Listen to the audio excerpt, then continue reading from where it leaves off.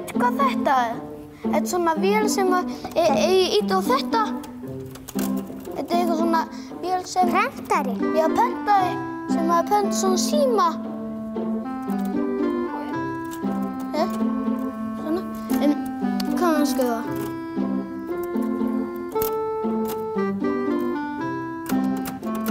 Svona það.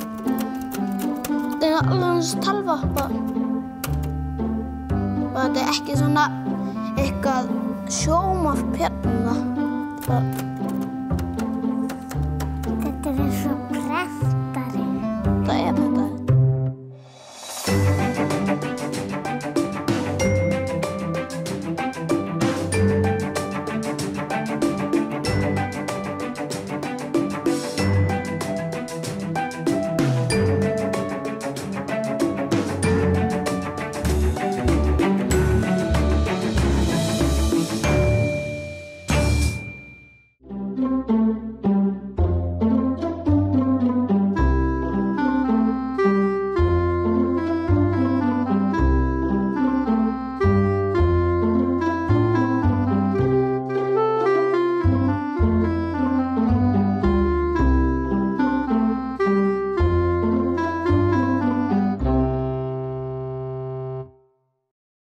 Eitt af því sem að þú hefur farið að gera það er að vera virkur á samfélagsmiðlum. Hvað hefur þið upp úr því? Ég hef það upp úr því að ég vil að fólkið í landinu viti hvaða verkefnum maður er að sinna á þessum vettvangi og til þess nota ég Facebook eiginlega fyrst og fremst til þess að benda á að á heimasíðu embættisins sem forveri minn setti upp og gerði mjög vel. Það er hægt að nota Facebookina til þess að ná til fleiri og benda á það sem ég er að sinna hverju það skiptið. En ég er nú hins vegar ekki mikill Twitter maður og það er annar forseti sem sér það og ég verð bara að segja að Twitter er ekki algerlega að mínu skapi. Þetta knappa form sem sá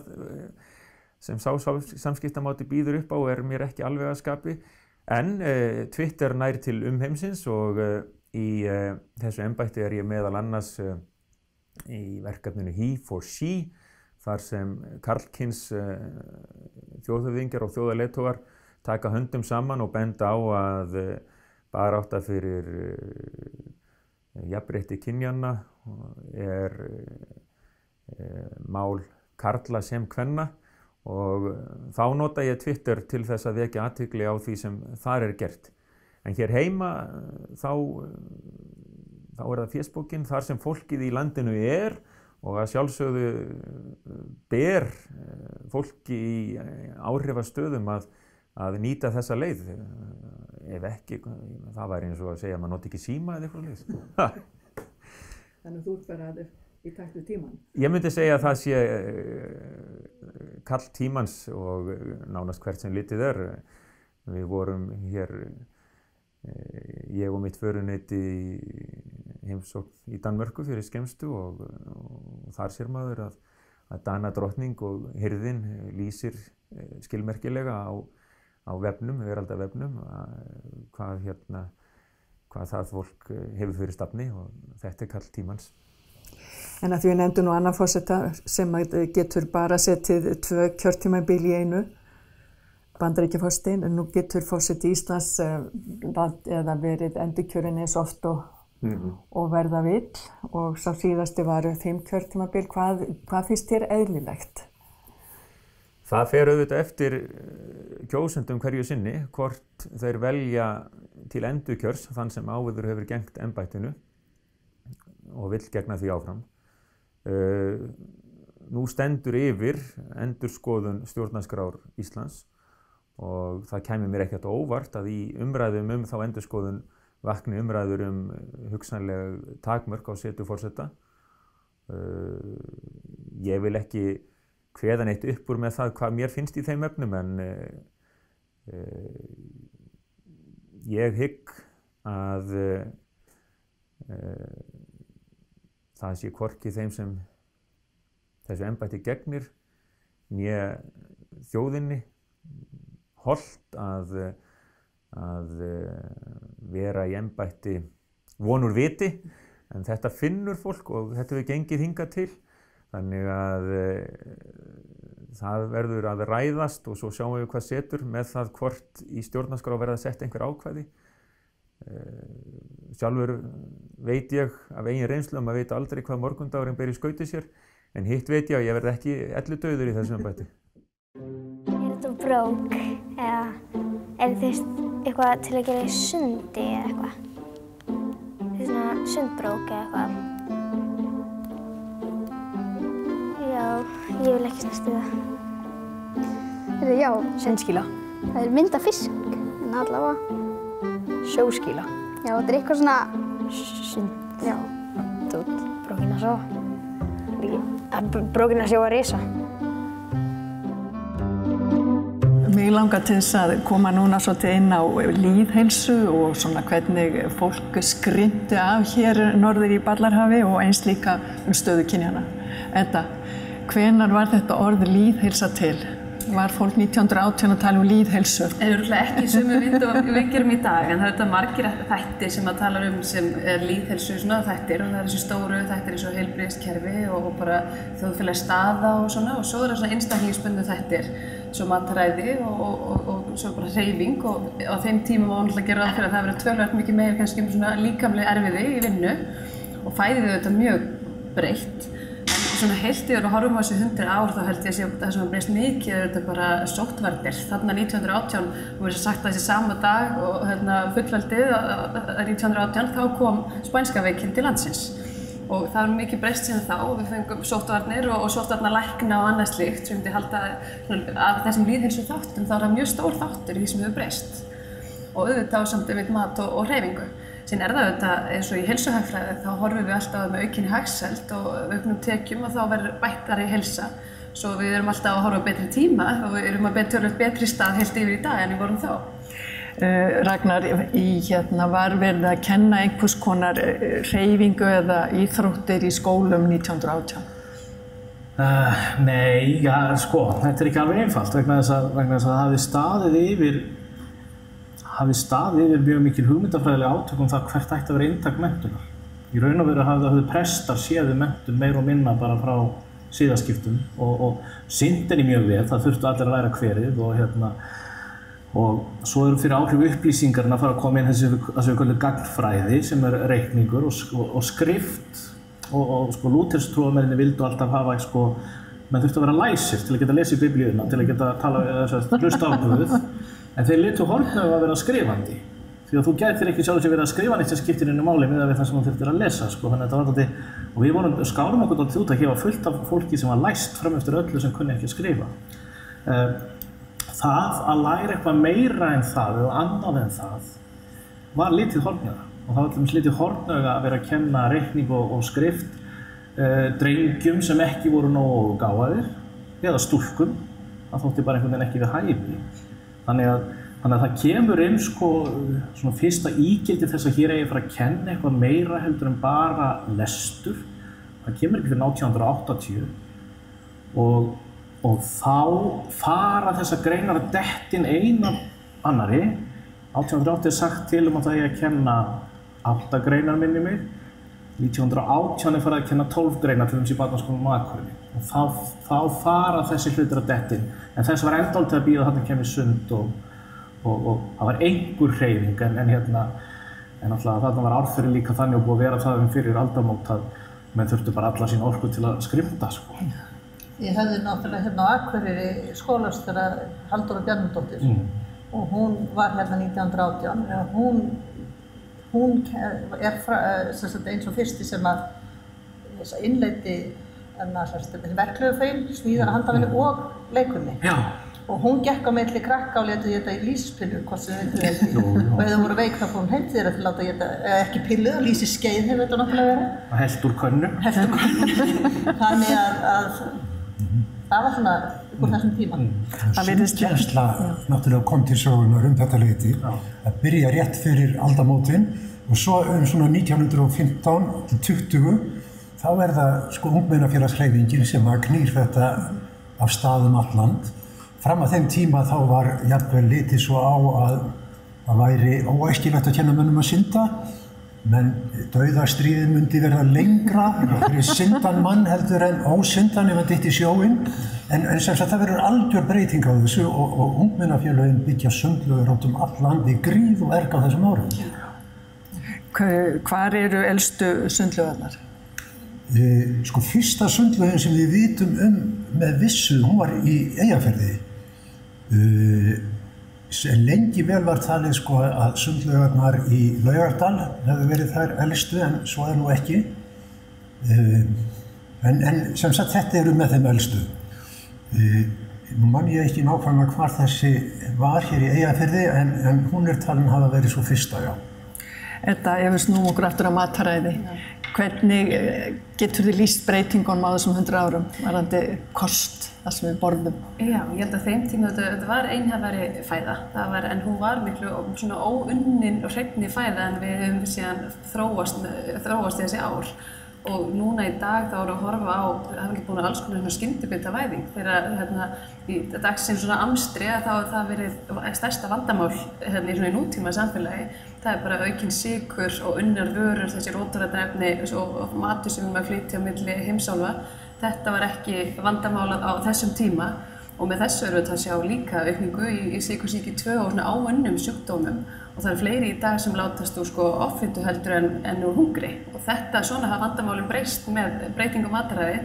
Eins og ég held samt að við flest átt okkur á síðustu árum og það var meiri meðvitund meðal ungs fólks, sem ég vona sé jákvætt fyrir okkur, að fleiri að verða svona vegan og þengjandi að hugsa mataræði og svona hollari lífshætti.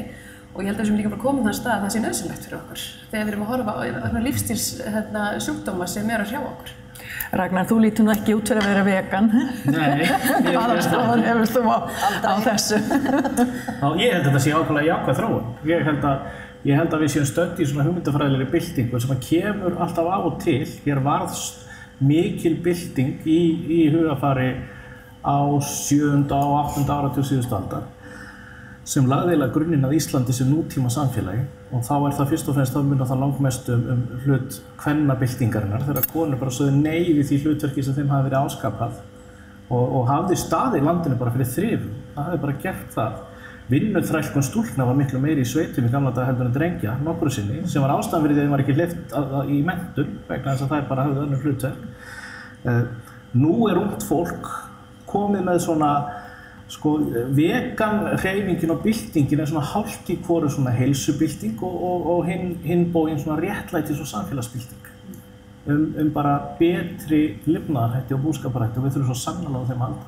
En hvað segir íslenski bóndinn við þessari vegan hreyfingu? En það má ekki éta lambakjöt lengur. Já, það meiri það má ekki eins og nota ullina sem kemur alltaf vex stanslaust á kindina, má ekki nota hana, heldur verið að nota pólíestur og önnur gervefni sem kosta miklu meiri óþarfa.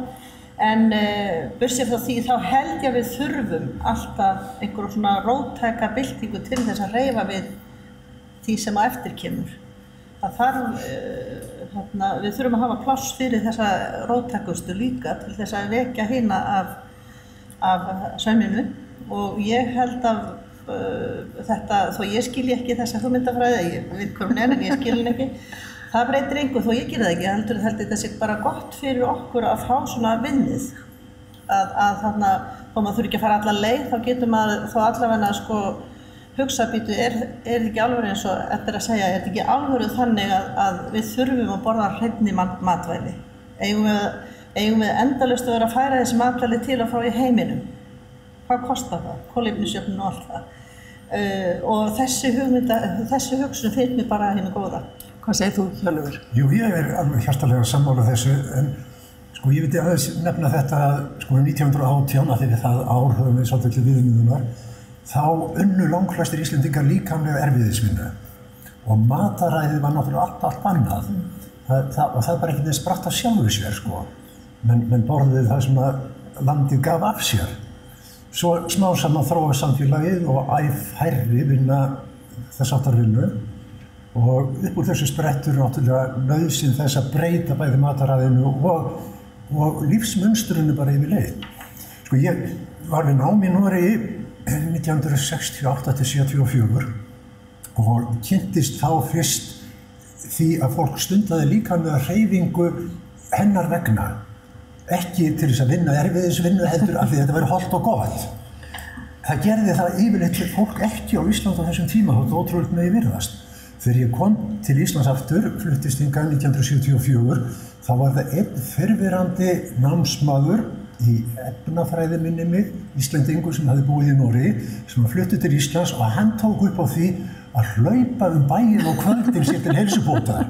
Og hann var aðlátursefni. Þetta var 1974, þetta alveg ótrúlegt. Og svo sjáum við hvernig þetta núna, það verður alltaf þverfóta fyrir fólki sem að... Það ekki maður mönnum þegar maður hlaupir marathoni alveg. Nei. En hvernig hreyfingu stundar þú þetta? Ég mikið í útivist einmitt. Mér finnst þetta með árunum... Þú ert eina af þessum skrýtnu? Ég eina af þessum skrýtnu. Mér finnst alveg að það útilofti það besta hreyfingin, sko. Og ég verið að kenna leikfimiskenslu og inn í salin, ég hef alltaf nýtt tíma eins og ég get að fara út þegar við leyfir að reyna að hreyfa sig þar og líka eins með sundið og svona allega hreyfing heldur sé að ég er með besta bara.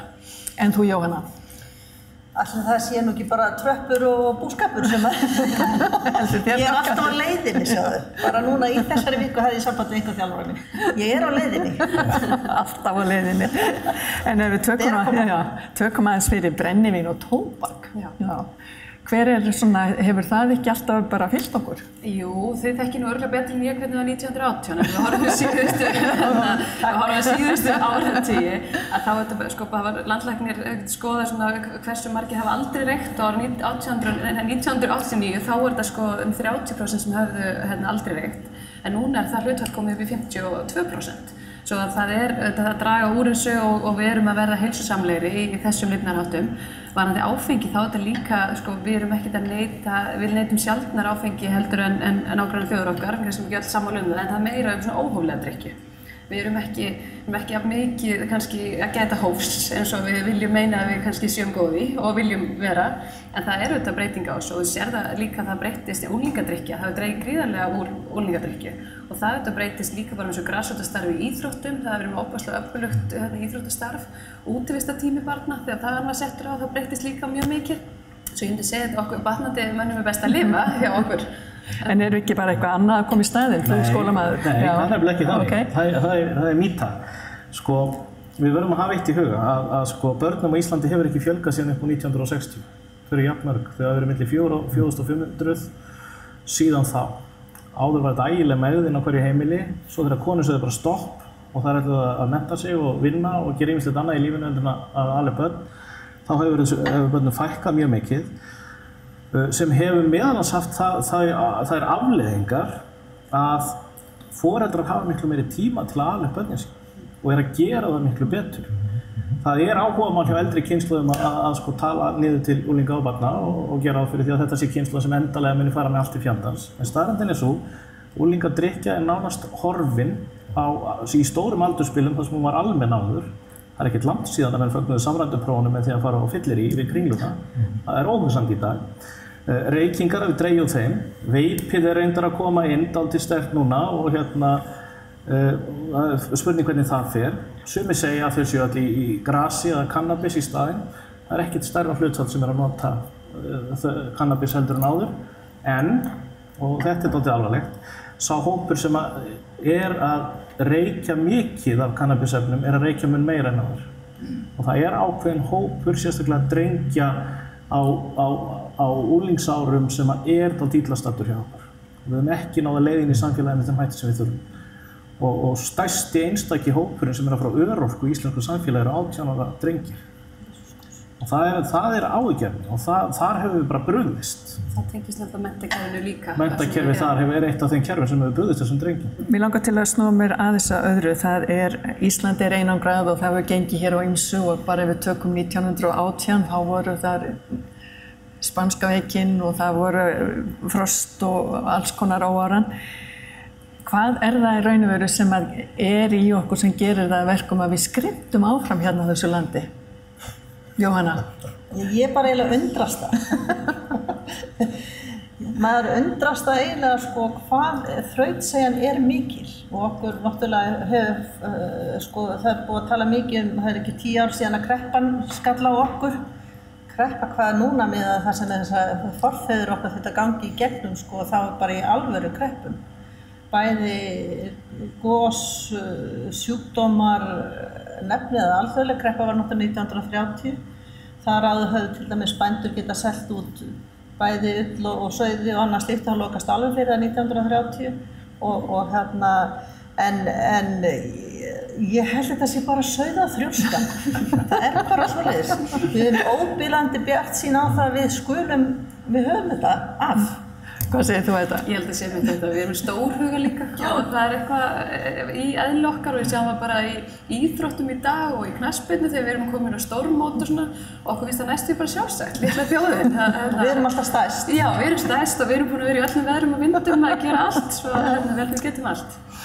Hvað segir þú? Já, ég held að sko okkur hefur tekist frá aldamótum eða frá seinni hluta 19. aldar og þar til í dag að byggja upp mjög gott samfélag mörgu leyti fyrirmyndarsamfélag, gott heilbrigðiskerfi, skólakerfi og svo eitthvað við smæðina sem gerir þetta gott og þetta bara kerfi sem þurfum að passa alveg óskaplega vel upp á vegna þess að fyrir en vari getum við glutrað þessu niður og það þessi sko samhugur, þar að segja þetta samfélag og það það sem að gildir.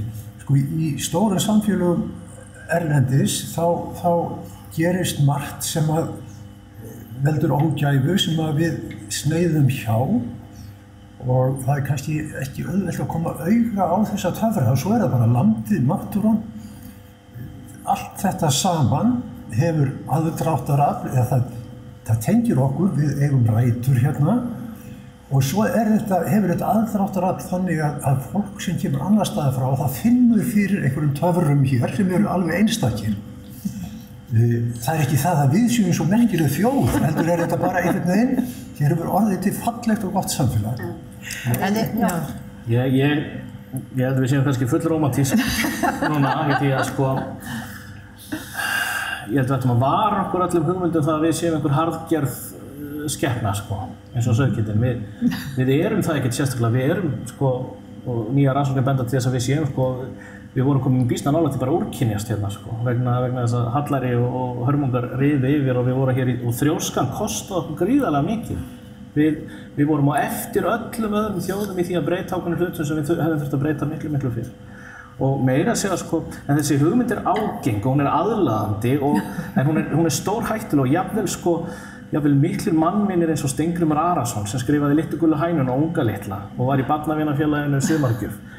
Hann kemur tilbaka frá Bandaríkjunum í lok 5. áratugarins með hugmyndir einmitt þetta, skrifa bók sem bara sjokkerandi lestur í dag, sem þessi hugmynd að allt það besta hafi ræktast upp í íslensku þjóðinni vegna það hefði stöðugt verið að glíma við svo miklar hörmungar og núna þegar samfélagið verður svona þægilegt og notalegt og börnin okkar deyja ekki bara hérna öll og þá þurfum við að búa okkur undir með einhverjum hætti að allir séu að fara að breytast í fávita og aumingja og þjóðin muni bara bíða stór skaða af því að hleypa upp og dekka alls konar fólki sem ekki þessi yfirburða menni sem hann hélt að Íslendingar hefðu verið.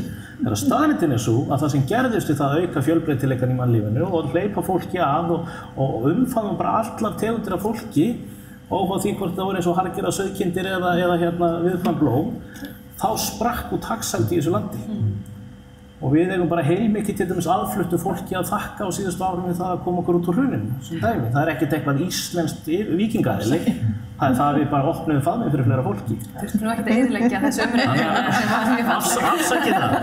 Dregur en alveg þinn það sem gerist í hruninu núna, að það náttúrulega að því kannski að við erum svo skrítin eða landið okkar að hvað það að þá flyktust ykkar náttúrulega ferðamenn, túristar. Já, út af eldgosi. Út af bara það, og náttúrulega út af krónunni líka, það var ódýrt að koma til Íslands, en það var til þess að við björguðumst og við kunnum að nýta okkur það. Nei, við nefnilega kunnum það ekki. Við vorum ljónheppin að hlýnun jarðar skilaði makríl hérna upp á ströndunum og þorskurinn sem mun væntanlega fara eitthvað lengra norður og hér var eldgos sem stoppaði alla heimsbyggðina og Ísland komst í tísku, það var hrun og það var ódýrara að koma hingað En okkur tókst ekki eins og ekki einu svona út af þessu fólki klósett sem kom hingað. Nei. Og segjum samloku á 2000 kall í einhverjum vegasjoppum, sko.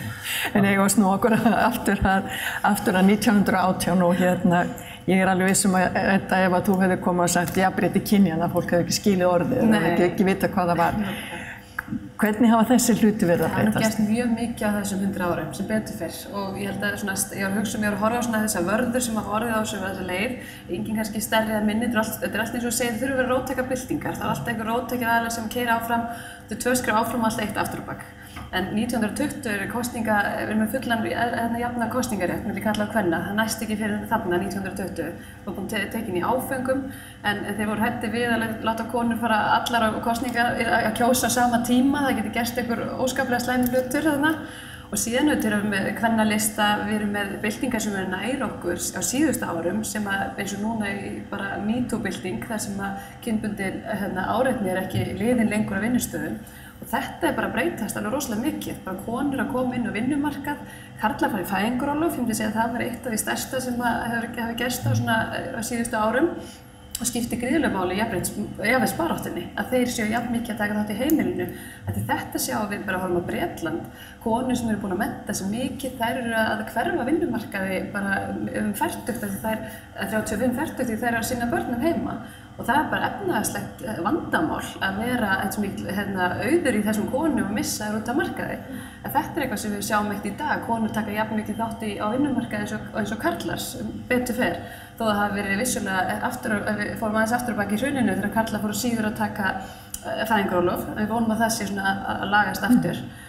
Og núna held ég svona, svo þetta vandamál í mann Halldór Geirharðs lýsti þessu einhvern tímann að við erum búin með stóru verkefnin í að taka íbúðina í gegn og hreinsa út parkettið og skipta innréttingu, en við erum eftir að taka pilla upp flísarnar og þessi litlu og leiðilegu verkefni sem eru erfiðust.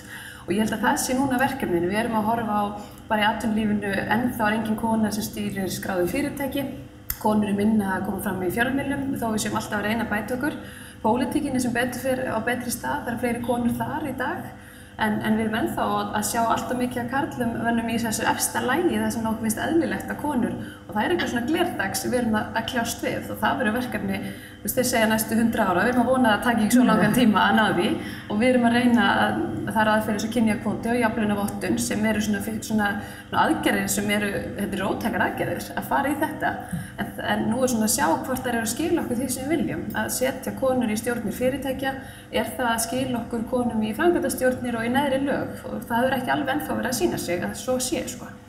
Jóhanna, hvenær hætti þú að vera húsfreyja og varst bóndi? Ég reyndar, mér finnst húsfreyja svo óskaplega fallegt orð, mér finnst það fallegt, ég hef komið því á framfæri. En ég hef aldrei verið húsfreyja. Ég skráði mig strax sem bóndi þegar við flyttum norður og þá sko var ekki mikið það að konur væri bændur. Það var náttúrulega til, oftar var það þannig að konur byggu þá einar.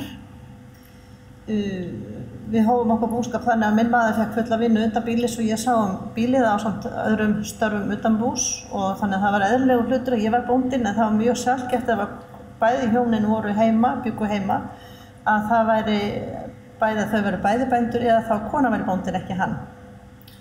Og reynda var það, einn vinnur okkur sem leitaði okkur í símaskránni fann mig skráða sem bónda á hans fjármálastjóra og ég held að það verið eitthvað leikur á orðum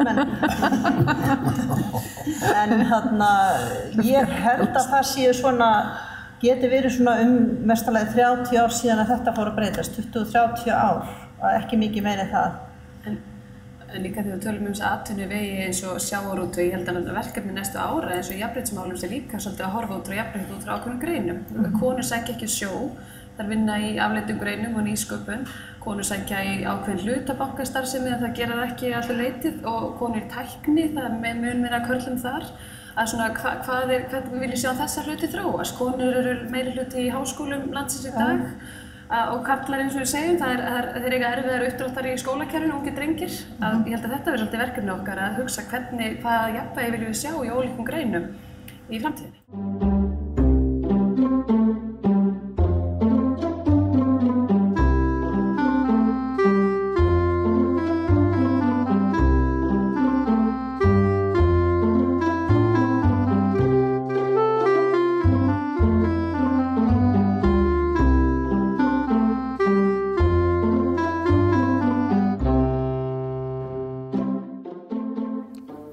einhver töng? Er þetta svona til að slétta og krulla hárið? Má ég prófa? Yey! Jóhanna Gunnarsdóttir. Ásvegi.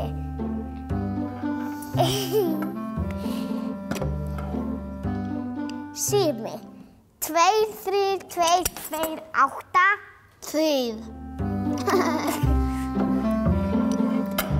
Þetta kafak. Ég vona auðvitað og leyfi mér að vænta þess að framtíðin verði björt fyrir börn okkar og svo barnabörn þegar þar að kemur. Ég held að við höfum allar forsendur hér á Íslandi til þess að skapa og viðhalda öflugu samfélagi. Við þurfum að tryggja að allir geti sýnt hvað í þeim býr og ég horfi svo mikið til þess þegar maður lítur til þess að alast upp. Börn og ungmenni hérna, við erum ofta að tala það er fíkniefnavandi, það er geðvernd, það er aukið þunglindi meðal ungmenna. Hvernig stendur á þessu og hvað getum við gert? Og ég held að lykillinn liggi í því að við leyfum öllum að blómstra á eigin forsendum, að við reynum að finna hjá krökkunum okkar hvað það er sem þau vilja gera og að við hjálpum þeim að láta þá drauma rætast. Því allir, tel ég, og ég á því bjargfasta trú, allir vilja láta gott af sér leiða innst inni og við þurfum að efla sjálfstraust og heilbrigða sjálfssýn og þá verða öll önnur viðfangsefni miklu auðveldari. Þá minnka líkurnar á erfiðleikum, þá minnka líkurnar á þunglindi, minnka líkurnar á fíkniefnavanda og þar fram eftir götunum. Og einstaklingur sem nær að sýna hvað í honum og henni býr er leið að efla samfélagið allt.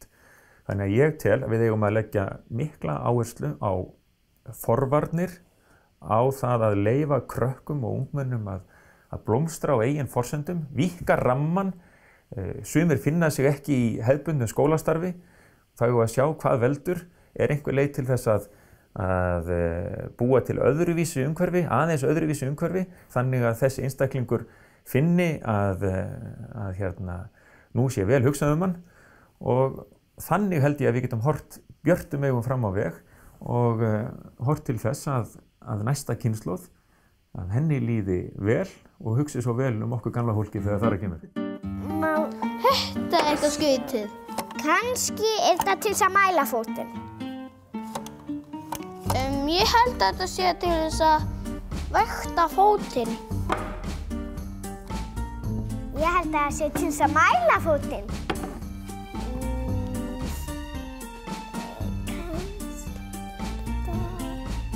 Það stendur eitthvað hérna. Nei, þetta er bara númer. Aðalstræti, Nonnahús.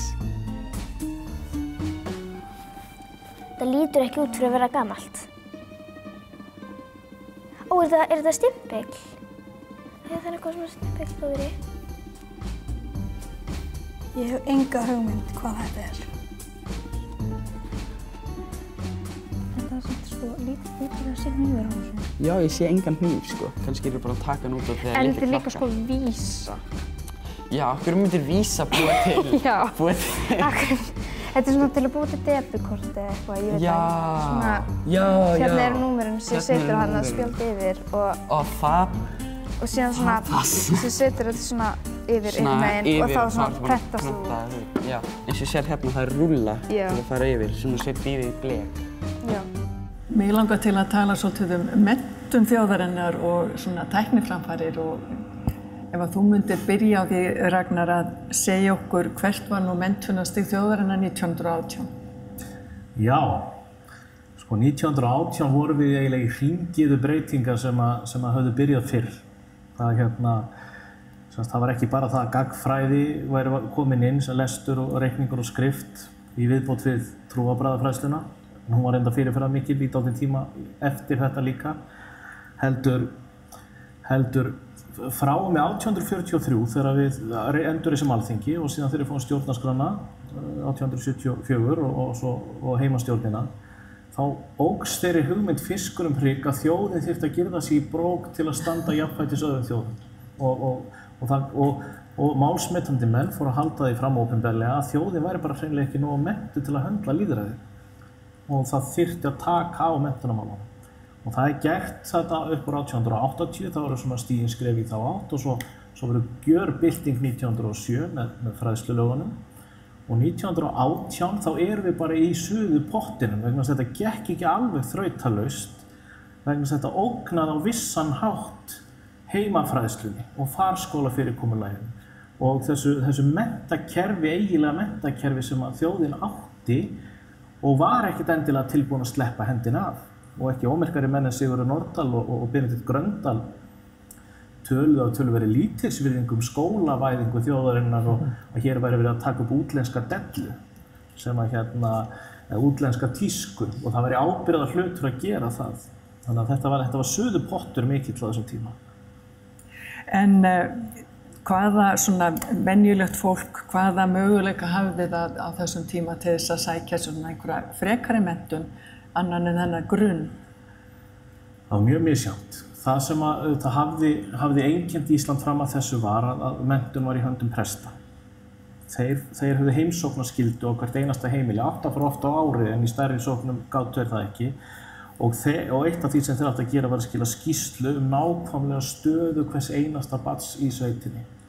Upphaflega reyndar fullorðina líka en svo börn í fyllingu tímans. Og þá voru mjög hæg heimatökin að þeir gátu tekið út þá sem að þóttu sérstaklega bráðgerir og reynda að koma þeim áfram í gegnum lærðaskóla og áfram til mennta. Í upphafi 20. aldar springur þetta út. Það verður ákveðið andóf gegn þessu latínunámi og lærðaskóla og Kaupmannahafnarháskóla, þessu gamla fyrirkomulagi sem hafði verið.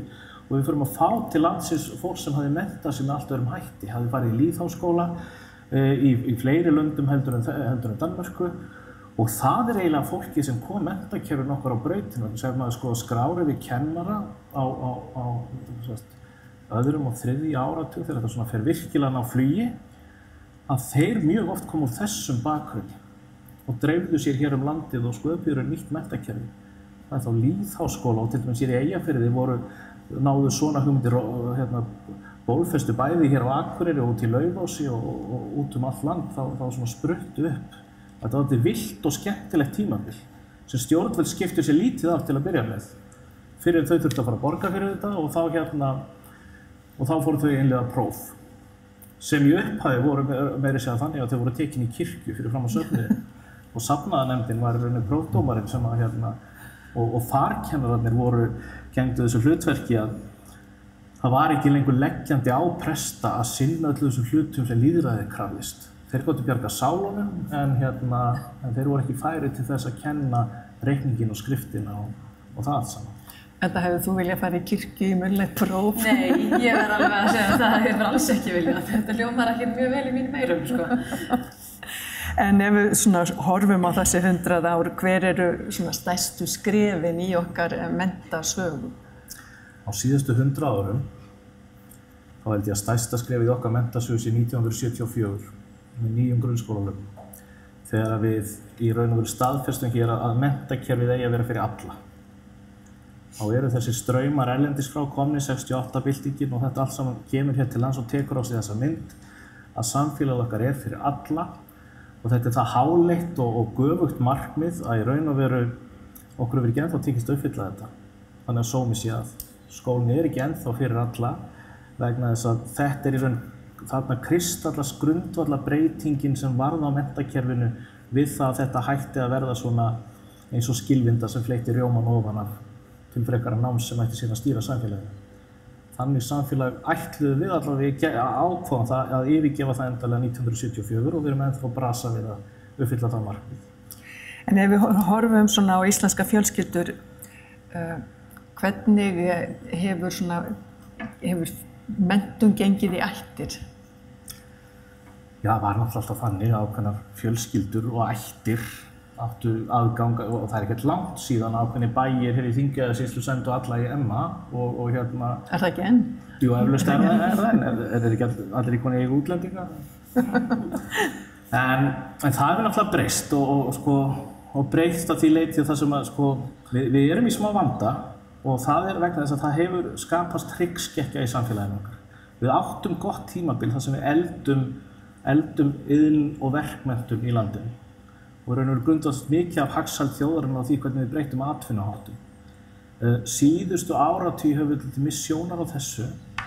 Menntakerfið hefur svona orðið til svo ímynd einhvern veginn að bóknám sé æðsta takmark allra menntunar og svona eins og Magga Pála kallaði einhvern tímann með að mennta sig til að geta fengið myndar sig með stúdentssúguna á hilluna hjá ömmu, dálítið þannig að aðra tegundir af menntun séu fyrir þá sem ekki séu gjaldgengir eða ekki geti annað og við þurfum að vinda ofan af þessu og svo þessar áhyggjur sem við höfum að drengjónum að þeir eru að heltast úr lestin í menntakerfinu þannig að hlutfall þeirra sem að mennta sig til dæmis háskólamenntun, það er allt og lágt, allt og fáið drengi þar.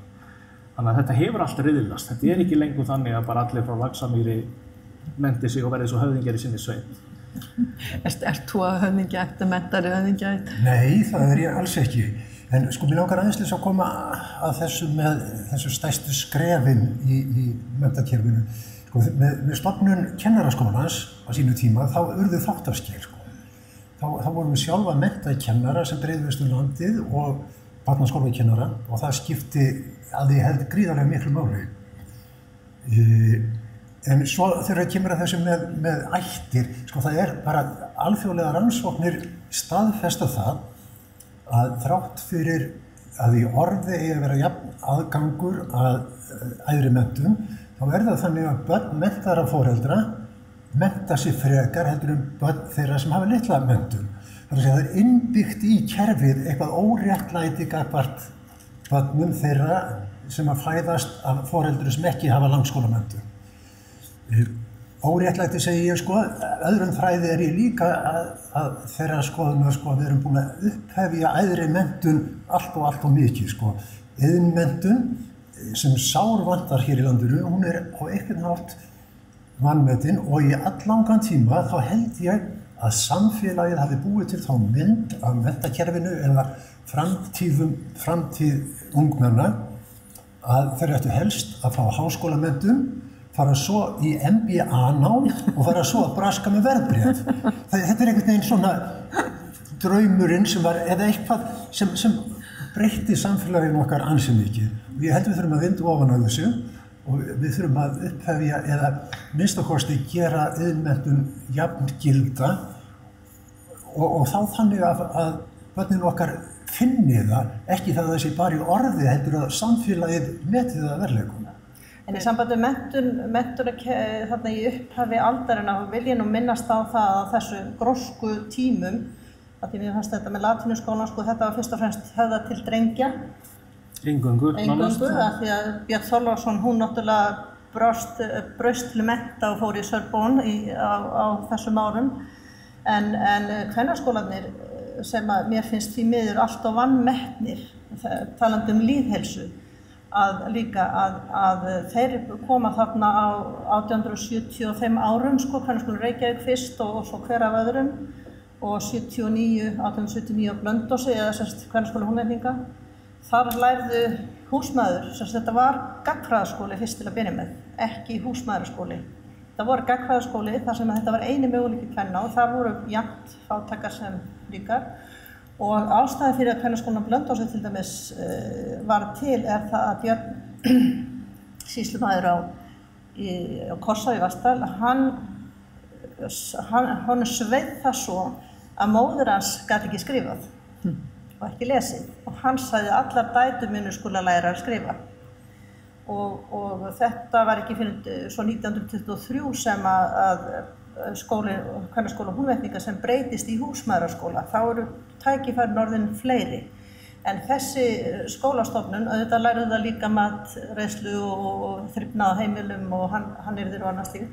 En ég held að þessi hafi líka skipt sköpum fyrir heimilin að húsmæðurnar, húsfreyjurnar að því vorum þær, að þær lærðu voru betur menntaðar.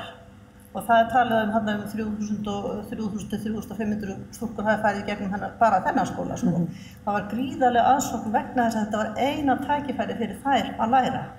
Þetta tengdist þessari togstreitu og þetta var saman með búnaðarskólana að þó þetta væri í kjarnanum hugsað þetta sem svona dáði verknám. Við vorum að læra til húsmóður, bónda, húsfreyju. Að þeir sem börðust fyrir því að kjarni menntunar væru bæirnir í sveitunum lögðu dálítið ríka áherslu á það að þessi menntun væri dálítið innihaldsrík að öðru leyti. Þannig að þarna væru lesna góða bókmenntir og gætu sinnt þessu hlutverki áfram að vera svona menntunarsetur og þess vegna var eiginlega frá upphafi bæði í starfsnámi húsfreyja og bænda til áhersla á það að þetta yrði víðtækari menntun. Svo þau getur sinnt menntun barnanna sinna meðfram. En ef við skoðum karla og konur, Ragnar, hvenær eru námsskilyrði kynjanna orðin jöfn? Þau eru ekki jöfn. Til náms? Nei, það eru skekkjur í allar áttir í þessu en sko það sem fyrst og fremst breytir þessu eru sveiflur erlendis frá. Hugmyndafræði sem berst til Íslands erlendis frá. Og ég held að sko, þessi hefðbundna gamaldags verkaskipting hún var ótrúlega lífsæk því að sko, þegar það komið fram á miðja öldina og fram yfir það jafnvel að það fara að koma upp svona námssálfræðikenningar um að börn eigi að fást við merkingabæri fyrirbæri. Þetta var óbúðslega nútímaleg kenning að kenndu á forsendum barna en ekki eins og þessu litli fullorðnir. Kenndu þeim út frá þeirra hæfileikum áhugasviði að þá var börnunum rétti prjónar og nálar og strákunni setti við hefilbekk. Vegna þess að hún bara svo lífseig þessi hugmyndum að þetta sé áskapað fólki í þessi félagslegu hlutverk. Þannig ég held aftur, það býsna seint sem þessi bylting á sér stað og það raun ekki fyrir 1974 eða 1970, þannig að milli 70–80 þegar konur segja bara stopp, það verið brautryðjendur. Það meira sér bara síðustu árum þegar við sjáum einmitt þessu skóla eins og hjallastefnuna. Það sem að þú ert að skipta upp þessum kynjum þar sem sérð hvernig þau haga sér ólíkan hátt þegar þau eru sett í einangru rými. Hvernig strákar fara að vera meira í umönnunarhlutverki þegar þau eru meira að hlúa að því að það einhver að leika mömmuna í mömmuleiknum og stelpurnar eins. Það eru með meiri læti, það eru með meiri háað í þeim sem það gjör ekki ef þau eru í sama rými. Svo við erum ennþá að reyna að finna það jafnvægi, hvernig náum við besta og svona áhuga barna til að þróa það áfram í menntavegi. Hjörleifur, kanntu að prjóna?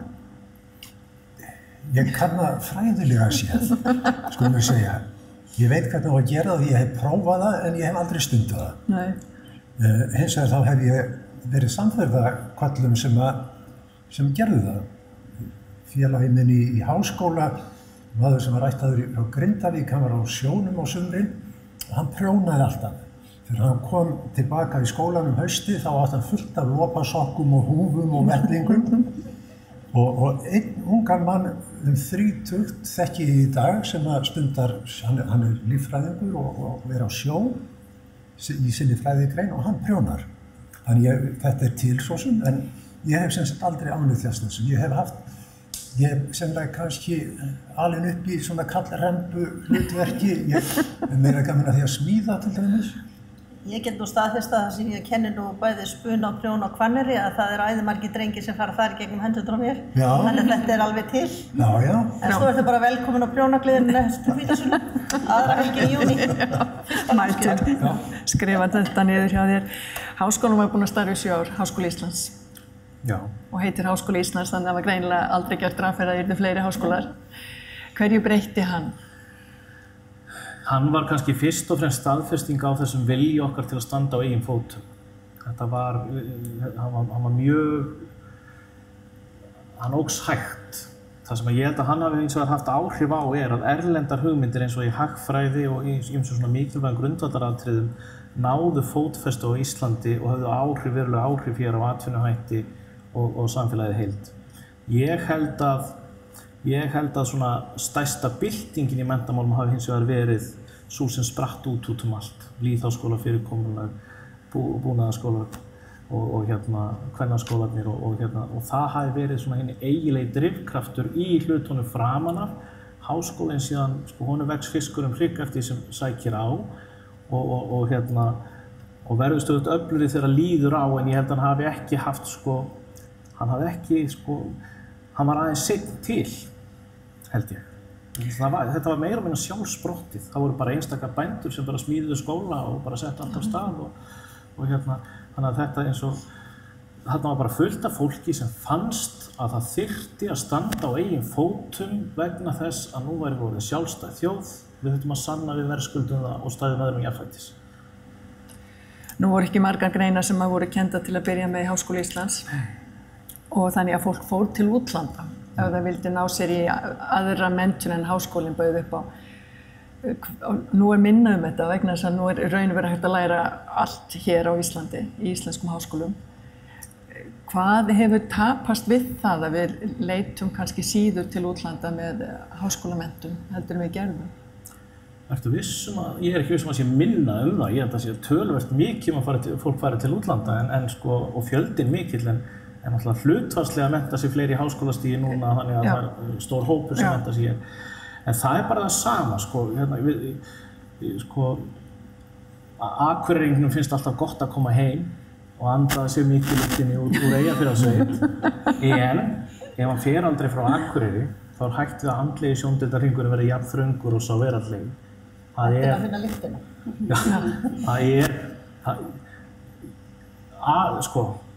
Allt það besta sem hefur gerst fyrir íslenska þjóðu síðustu 200 ár eða svo átti með einhverjum hætti uppsprett í útlöndum og við vorum nú lánsöm til að grípa það og hlaupa á stað með.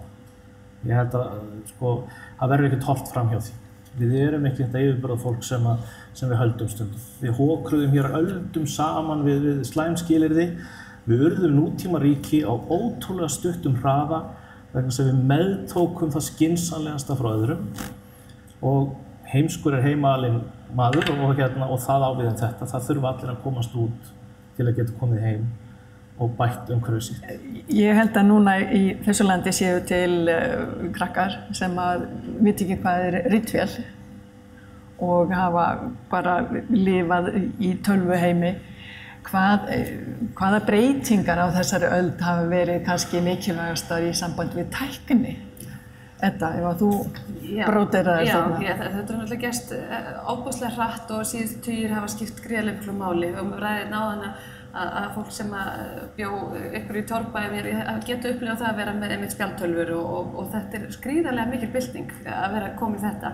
Við tölum samt svolítið oft þetta líka með neikvæðum tóni, að börn séu mikið í tækni og mikið í símum og svona, en ég held að þetta er það sem er að opna heimi fyrir krökkum. Þú getur lesið og kynnst hlutum bara ungur rauninni miðað við áður og fengið þessa þekkingu svona tölum svona frá útlöndum mjög snemma með þessari þekkingu og tækni. Að þetta held ég fyrir að breyta bara eins og við talum líka meðvitaðar ungu að fólki það út af þessu. Þú getur lesið til þú getur fylgst með dýra meðferð og annað slíkt. Þetta er alltaf komið með tækninni. Svo ég held að við getum verið mjög þakklátt fyrir það sem búið að gerast á síðustu árum og áratugum en þetta er gríðarlega breytingar og það verður áhugavert að sjá hvort það mun einhvern tímann eiga sér svona hraða breytingar stað aftur,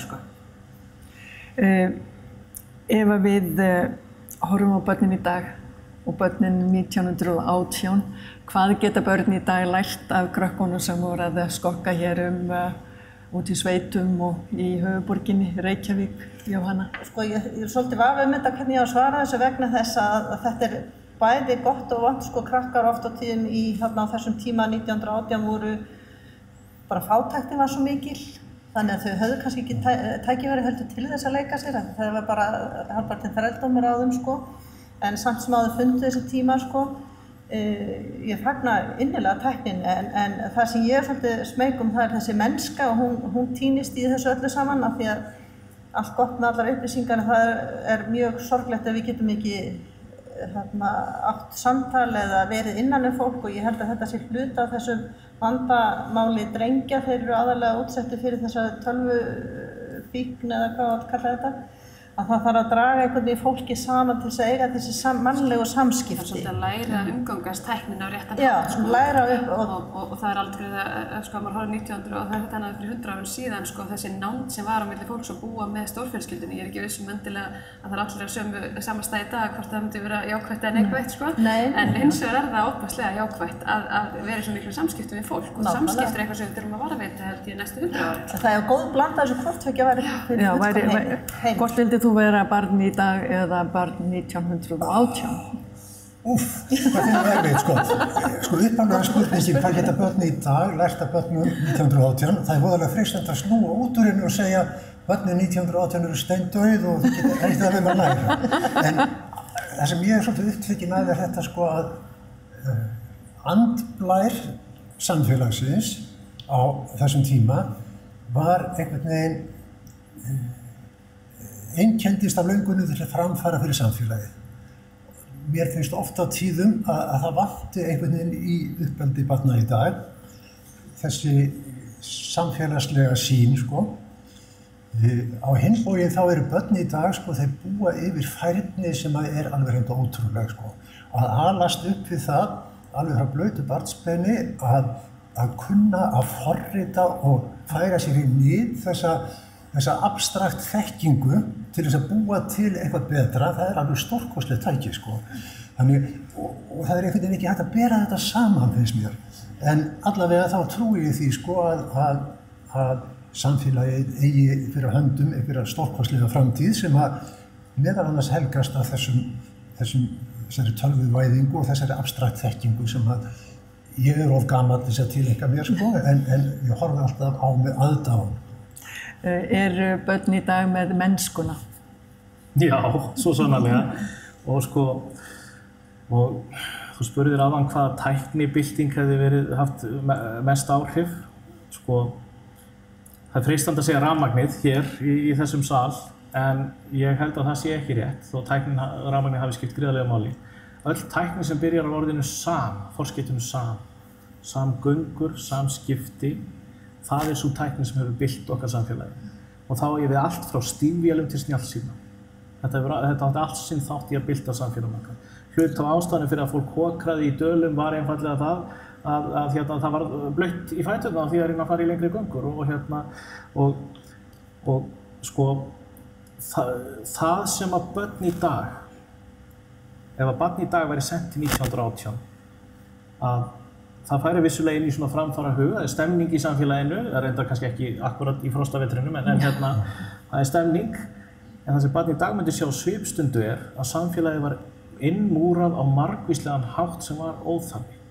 Tækifærin voru svo miklu fleiri og meiri og tíðarandinn hélt aftur af allt of mörgum. Og sigrarnir hafa verið sko, það hafa verið margir sigrar, en það hafa verið bið á milli þeirra. Þannig að hver kynslóð á fætur annarri hefur farið inn og ekki gert sér grein fyrir möguleikum sínum til að breyta samfélagið sín og veruleika sína.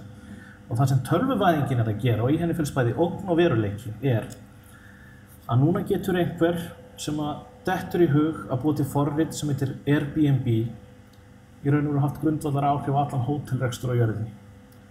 Einhver sem býr til forrit sem heitir YouTube getur stjórnað því hvernig fólk meðtekur upplýsingar. Milljarðar manna.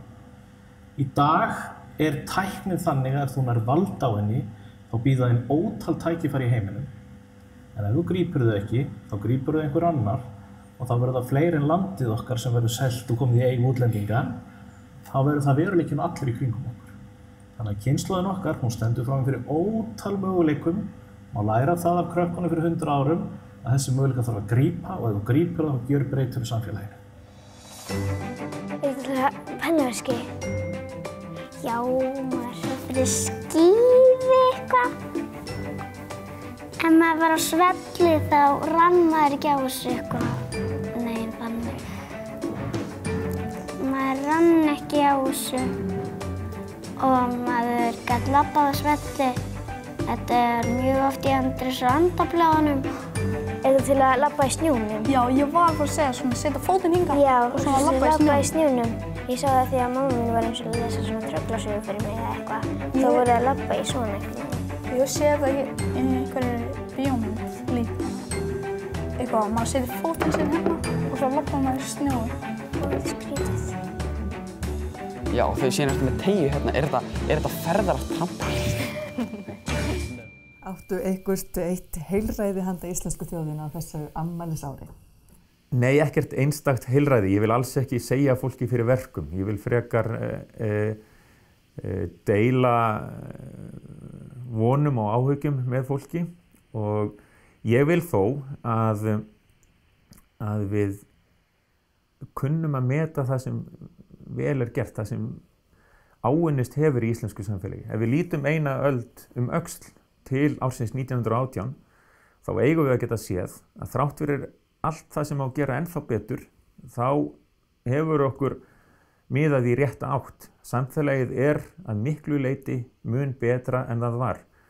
Einstaklingar njóta aukinna réttinda, velferðarkerfið miklu öflugra og við eigum að halda áfram á þessari braut. Þannig að mitt heilræði fælist kannski helst í því að læra af reynslunni og horfa björtum augum fram á veg, sannfærð það að við eflumst sem samfélag þegar fólk fær að sýna hvað í því býr og að það allra hagur að við hjálpum þeim sem eru hjálparþurfi og þannig höldum við áfram að vera sjálfstæð, frjáls og fullvalda þjóð í sátt við aðra og okkur öllum til heilla.